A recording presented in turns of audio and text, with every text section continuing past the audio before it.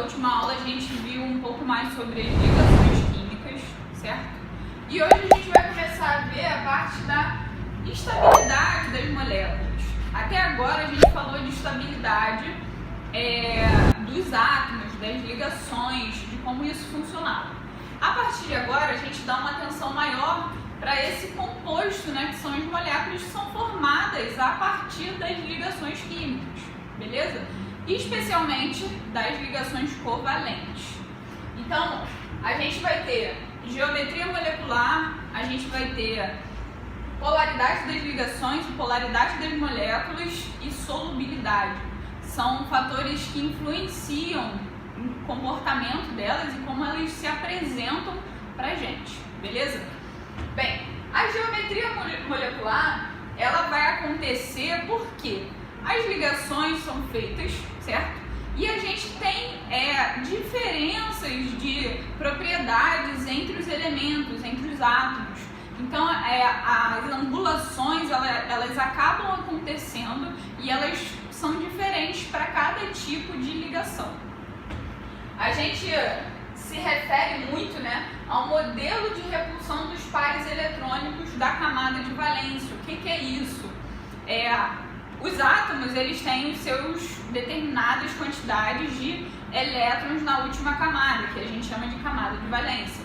Então, dependendo da quantidade de elétrons, do tipo de ligação, de quantas ligações esses átomos fazem, existe ou não a repulsão, ou seja, um afastamento, uma força que vai afastar esses pares dos outros. Então, isso é analisado e vai interferir, né? Vai interferir na geometria, na angulação dessas ligações, beleza? A parte da polaridade das ligações, e aí eu vou falar sobre a teoria, para depois mostrar e a gente acompanhar nesse quadro aqui como é que funciona. A polaridade das ligações existe porque a gente já estudou sobre o conceito de eletronegatividade, que é uma propriedade dos elementos da tabela periódica. Cada um tem o seu nível e o seu valor de eletronegatividade. Algumas tabelas, elas apresentam esse valor, outras não. Mas a gente sabe que esses valores, eles vão crescer. Vou botar aqui, ó, de baixo para cima e da esquerda para a direita, beleza? A eletronegatividade é a tendência que os elétrons têm, que os átomos têm de receber os elétrons, ou seja, de ficarem mais próximos deles, né? Quando a gente faz uma ligação, principalmente a ligação covalente, que é quando a gente está compartilhando os elétrons, né? Dois átomos compartilham o par de elétrons. Vocês concordam comigo que se cada elemento tem um nível de eletronegatividade, tem um valor de eletronegatividade, a força vai ser diferente de um para o outro? Então, quando a gente faz uma ligação covalente, um átomo, se eles forem diferentes, um átomo vai ter mais força, mais atração pelo par de elétrons do que o outro. E é isso que a gente vai dar uma olhada. Dentro da polaridade, a gente tem duas categorias, duas classificações. As ligações, elas podem ser apolar, que é quando a gente tem elementos que têm a mesma eletronegatividade e para isso acontecer, eles têm que ser iguais, porque cada elemento tem o seu valor. Então, para ele ser completamente nulo, o átomo tem que ser o mesmo. Então, como exemplos, a gente tem aqui, ó, o Cl2, o H2, o A2 e qualquer outra molécula que tenha o mesmo átomo ali, um ligado ao outro. Por quê? Como eles possuem a mesma eletronegatividade, são o mesmo átomo, é o mesmo elemento, quando eu coloco um do lado do outro, eles vão se zerar, beleza? Agora, a gente tem o conceito de polar, que é quando os átomos são diferentes. E a partir do momento que eles são diferentes, o valor da eletronegatividade também é diferente, ok? E aí a gente tem como exemplo aqui, ó, o HCl, o HBr e tantos outros. Esses são só alguns, beleza? Eu sempre gosto, quando estou explicando polaridade, de remeter à formação da palavra. Polaridade vem de formação de polo. O que é um polo? É uma parte onde ele fica concentrado, são extremidades. Então, por exemplo, quando você pega uma pilha, a gente tem o polo positivo e o polo negativo. Eu não sei se vocês já viram, mas ela tem um sinalzinho, que é onde você tem que encaixar, dependendo da forma que você encaixa, sei lá, no controle, ela vai ou não funcionar. Você tem que ligar os polos de forma correta. Então, a polaridade é você formar um polo. Quando você está ligando coisas que são iguais, elas não vão funcionar. A polaridade ali é nula, você não cria um polo. Agora, quando você está ligando elementos que são diferentes, átomos que são diferentes e que possuem valores diferentes, aí você cria esse polo. Então, por isso que é um apolar e o outro é polar. Fora que a frase apolar, a frase não, né? A palavra apolar, o A tem o sentido de negação. Então, apolar é não tem polo. Beleza? Bem, esse foi o conceito de polaridade dentro das ligações. Só que a gente também está falando de moléculas. Então, desse outro lado aqui, eu estou explicando um pouquinho melhor como funciona a polaridade das moléculas. Beleza? A gente tem as ligações, eu coloquei alguns exemplos aqui, e aí a gente vai analisar. Primeiramente, para falar que polaridade das moléculas vai funcionar quando o momento dipolar, que a gente vê isso em vetores, for diferente de zero, certo? Aí nós temos uma molécula polar. Se esse momento dipolar é igual a zero, aí a gente tem uma molécula apolar. Exatamente, a gente segue quase o mesmo conceito, beleza? Só que a gente vai ver que não necessariamente os átomos precisam ser iguais. A gente vai dar uma atenção aos vetores. E eu sei que vocês estão pensando agora, professora, que vetores? A gente nunca viu isso, mas a gente vai entender agora. Bem, quando a gente está falando de moléculas, elas podem ser dos mais variáveis tipos. Aqui eu botei uma molécula de F2, né, que é um gás flúor, certo? Então eu tenho um flúor ligado a outro flúor, beleza? Pessoal, a gente acabou de ver a polaridade das ligações. Então, se eu tenho um flúor ligado a outro flúor, são átomos exatamente iguais, eles possuem a mesma eletronegatividade. E aí, com isso, nenhum dos dois tem tendência em ficar mais próximo desse par de elétrons que eles estão compartilhando, porque eles têm o mesmo valor de eletronegatividade. Então, o momento dipolar deles é igual a zero, ok? Isso daqui é como se ele se anulasse, esses vetores se anulassem. Outro exemplo, o CO2. O CO2 é a molécula que eu tenho um carbono e 2 oxigênios. Eles estão ligados por uma ligação covalente, certo? Uma ligação dupla, 2 de cada lado. E aí, com isso, como é que a gente vai fazer? Como é que a gente acha esse vetor do momento dipolar? O carbono, se vocês forem ver na tabela periódica, ele está na família 4A, beleza? O oxigênio está na família 6A. Lembrando a minha regrinha aqui de eletronegatividade, quanto mais para a direita, mais eletronegativo. Então, aqui eu tenho família 6A e aqui eu tenho família 4A, beleza? O carbono está aqui e o oxigênio está aqui. Então, isso quer dizer que o oxigênio ele é mais eletronegativo do que o carbono. Então, quando eles compartilham par de elétron, o oxigênio ele tem uma tendência maior a puxar esse par de elétron para próximo dele. eles continuam fazendo compartilhamento, eles continuam fazendo ligação, só que os elétrons eles estão mais próximos do oxigênio do que do carbono. É como se a gente tivesse isso aqui, ó.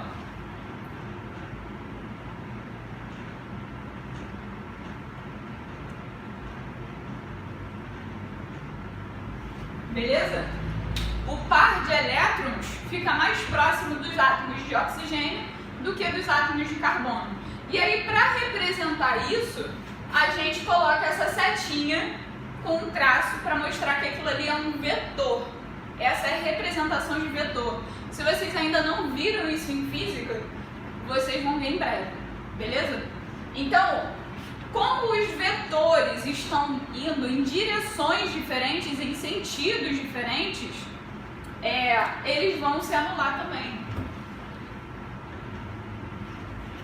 Ok? Eles se anulam, eles estão indo para cada lado. Então, eles estão se anulando.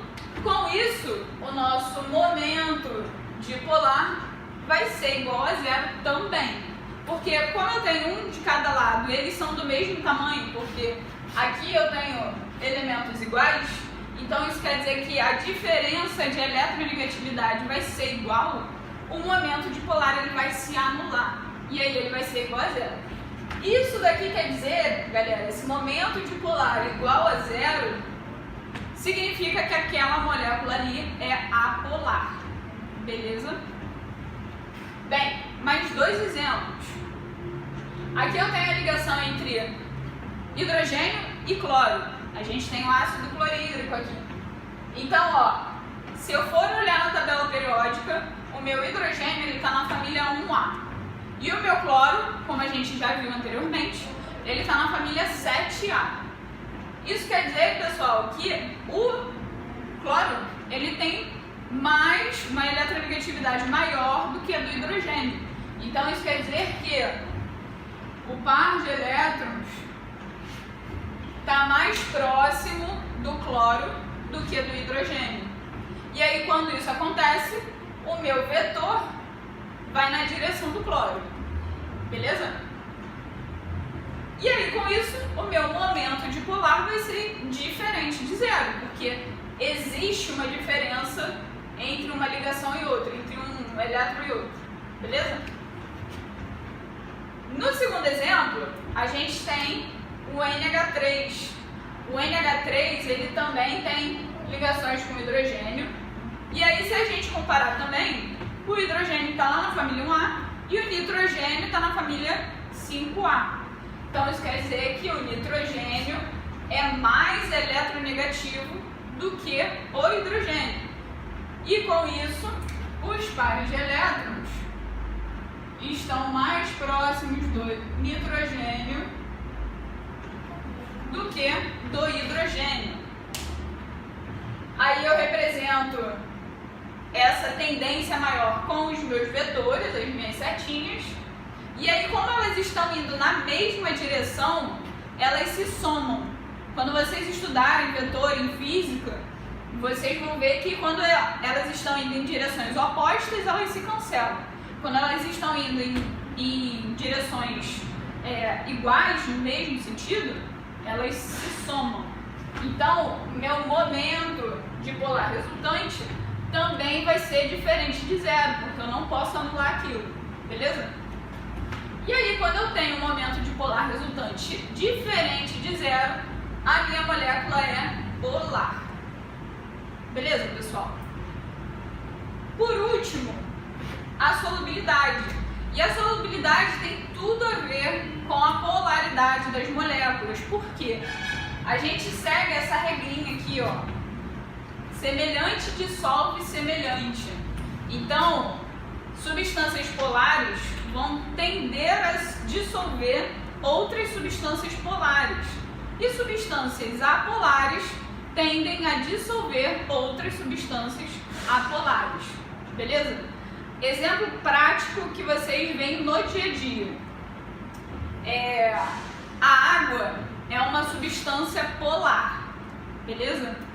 A gordura, o óleo, a manteiga, o azeite, gorduras vegetais ou animais de forma em geral, são substâncias apolares. Então, por isso que a gente não consegue lavar a mão de gordura só com água, porque a água é polar e as gorduras são apolares. Então, quando a gente junta uma coisa com a outra, elas não se dissolvem, não há solubilidade. Por isso que a gente precisa do detergente ou do sabão, que são substâncias que têm esses dois lados. Eles tem uma parte que são polar e uma parte que é apolar. E aí uma junta a outra para fazer com que a gente consiga dissolver aquilo ali. Beleza? Bem, visto isso, visto toda essa parte teórica, vamos dar uma olhada nesse quadro que fala um pouquinho sobre cada coisa que a gente viu nessa aula. Bem, a gente tem aqui, nessa linha, a fórmula molecular. Aqui está uma representação, uma fórmula geral, sem entrar em detalhes, e depois, no final, a gente tem os exemplos.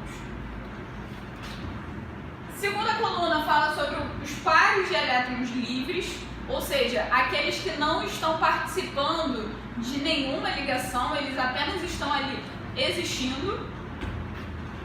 A terceira coluna é sobre a geometria e o ângulo, porque quando a gente está fazendo essas ligações, cada ligação vai ter um ângulo diferente. E aí isso vai variar de acordo com o tipo, com a quantidade de ligações que estão sendo feitas. A quarta coluna fala sobre a representação geométrica, é como ela se mostra, como a gente desenha. A quinta coluna é da polaridade e da hibridização. A gente vai ver essa parte de hibridização em breve. E por último, a coluna dos exemplos, para a gente exemplificar, para a gente ver como que isso vai ser feito. Vamos colocar em prática isso. Bem, a fórmula molecular a gente começa com AX2.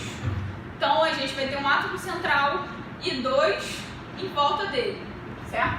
Totalizando 3 átomos. Professora, mas e ligações com 2 átomos? Não existem? Não tem geometria? Vocês concordam que uma ligação que acontece entre 2 átomos, ela só pode ser linear? Só pode ser uma linha reta? Não importa se ela está na vertical, se ela está na horizontal, até porque as moléculas elas podem virar, elas podem mudar o movimento. Mas elas estão sempre retas, não tem ângulo, beleza? Então, ó, 3 átomos, tem par de elétrons livres? Não. Vai ter geometria linear, e a geometria linear tem ângulo fixo em 180 graus, beleza? A representação geométrica, como ela é linear, ela tem que ser retinha, forma de linha. Ela vai ser apolar e ela vai ter hibridização SP. Pessoal, aqui nesse caso, nessa classificação, a polaridade está se referindo às ligações. Aqui, como a gente não tem par de elétrons livres, certo? A gente vai ter uma polaridade apolar. A gente vai ver qual é a diferença.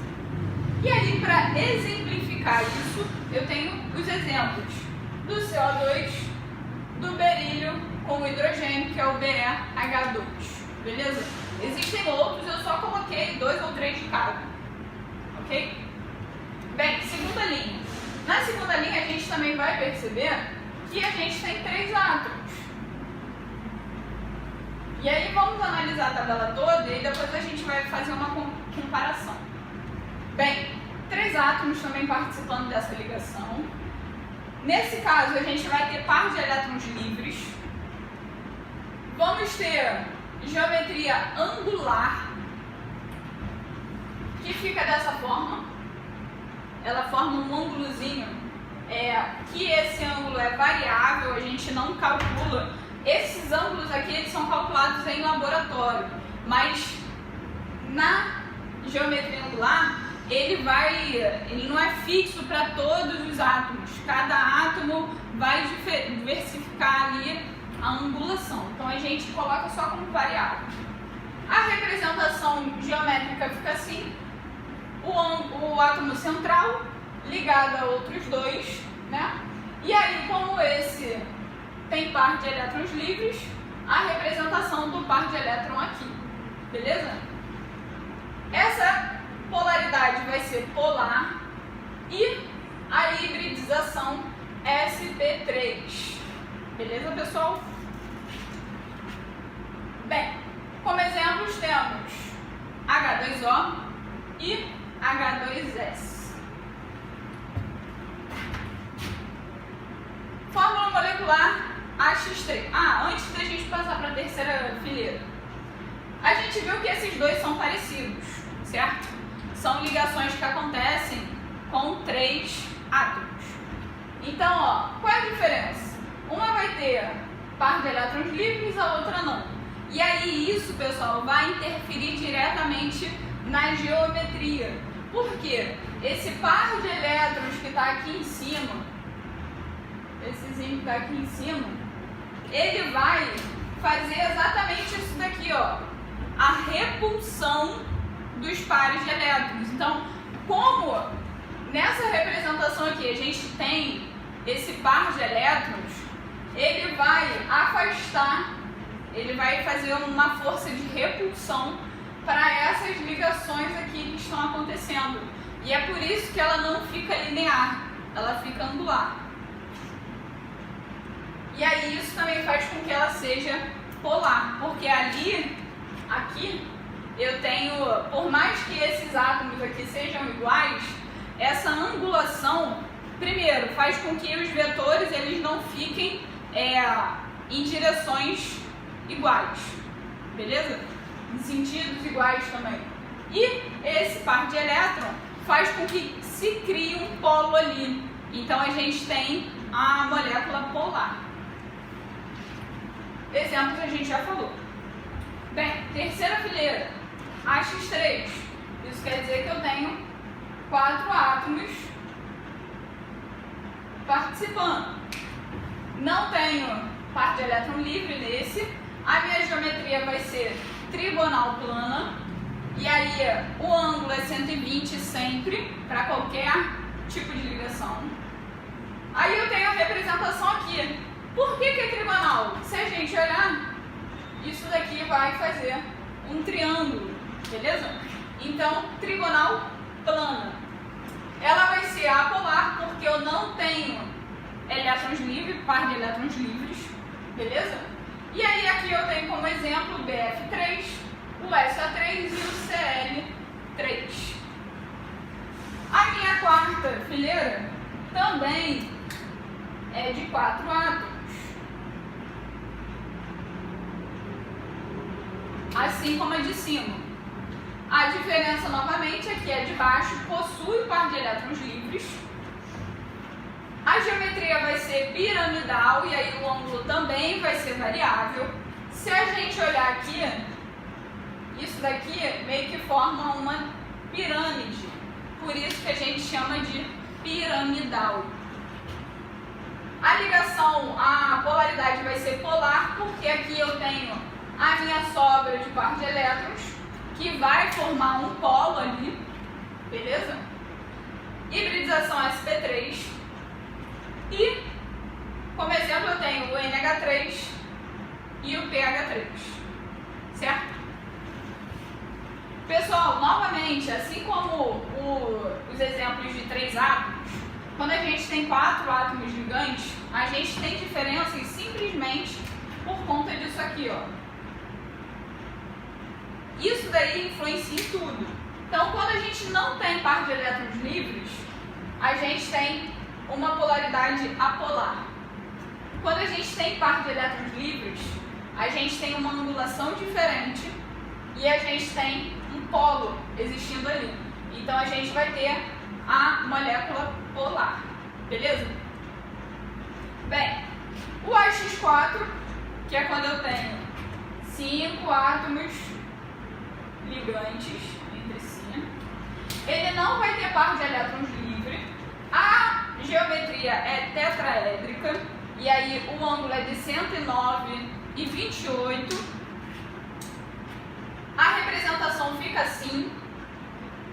Um dos exemplos mais trabalhados por a gente com essa representação e essa geometria é o CH4. A gente vai ver muito isso quando a gente chegar em química orgânica, beleza? Essa molécula é apolar porque a gente não tem sobra de par de elétron. Então, se vocês repararem, para a gente saber se a molécula vai ser polar ou apolar, aqui dentro da geometria, é só ver se tem sobra de par de elétron. Se houver, ela é polar. Se não houver, ela é apolar. E aí, como exemplos, a gente tem o CH4, que é muito conhecido, muito utilizado, e o SiCl4. Existem outros exemplos, mas como eu disse antes, só coloquei 2 de cada para não encher muito o quadro. E aí, por último, a gente tem os casos com 6 átomos.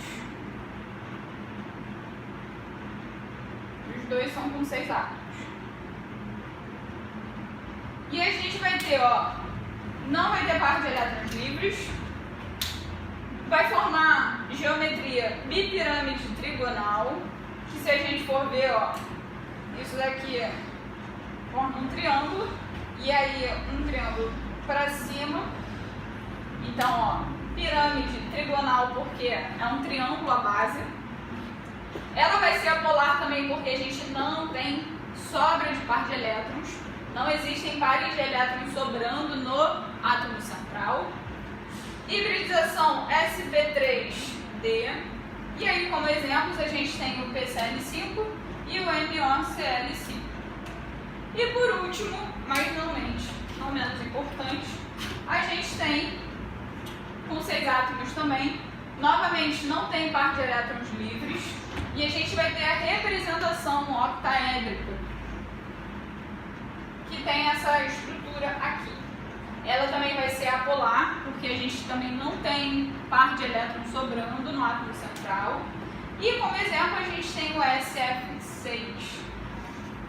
Pessoal, para quem vai fazer aprendiz de marinheiro ou colégio naval, esse assunto aqui ele não é tão relevante assim, ele não costuma ser muito cobrado. Ele está dentro do edital, mas ele não é algo que caia sempre, beleza? Para quem for fazer as outras provas que caem química, ou se você está se preparando para o Enem, é interessante saber, ele também não é um assunto que é cobrado assim, geometria, não é um assunto que é cobrado diretamente, não se tem uma questão sobre isso, mas, por exemplo, a polaridade e a solubilidade, elas são importantes para a gente entender outros conceitos mais à frente, e aí sim você precisa saber deles para fazer outras questões que caem com bastante frequência, beleza? Se você tiver alguma dúvida ainda, manda aí nos comentários ou lá na plataforma do curso, que a gente está sempre de olho. Obrigada!